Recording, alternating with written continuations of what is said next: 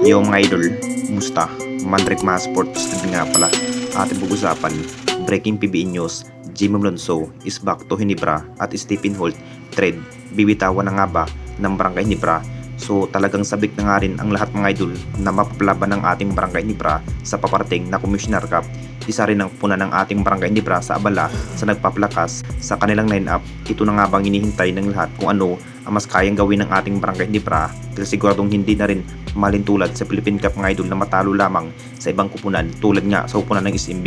Balak pa rin ng ating Barangay Hinebra na makakabalik ang nasabing forward na si Jimmy Malonzo. Mas kinakailangan pa rin ng ating Barangay Hinebra ang isang katulad sa nasabing power forward na si Jimmy Malonzo para sa paparating na Commissioner Cup. Mas magiging factor rin ang nasabing forward kung makakabalik sa upunan ng ating Barangay Hinebra. Sabik na nga rin ang lahat mga idol kung paano na nga ba na matalo ang ibang kupunan dahil ang SMB na nga rin ang mukhang nagpapalakas sa ating liga. Dalawang kampyonato na nga rin ang nakuha ng SMB sa dalawang conference. Masasabing ang dahilan pa rin ng ating Jing Kings kung bakit natalo pa rin dahil sa kakulangan bilang big man. Talagang mas kinakailangan pa rin ang nasabing power forward na si Jimmy Malonzo mga idol. Marami pa rin ang nasasabi may chance pa rin na makakabalik ang nasabing player na si Jimmy Malonzo. Sabik na nga rin ang lahat mga idol dahil manumbalik ang dating lineup ng ating Barangay Hinebra dahil makakabalik ang nasabing power forward para makapaghandaan para sa paparating na Commissioner Cup. Nagiging impact na nga rin nung nawala ang nasabing forward mga idol na para bang napapahina ang nagiging lineup ng ating Jing Kings. Ito na nga rin ang dahilan kung bakit puro talo sa Philippine Cup. At dito na naman tayo sa isa pa nating balita, Stephen Holt trade. Papalitan na nga ba na mas bagong big man? Alam na natin lahat mga idol, masasabing maraming guard player ang mas kinuha ng ating Barangay Hinebra.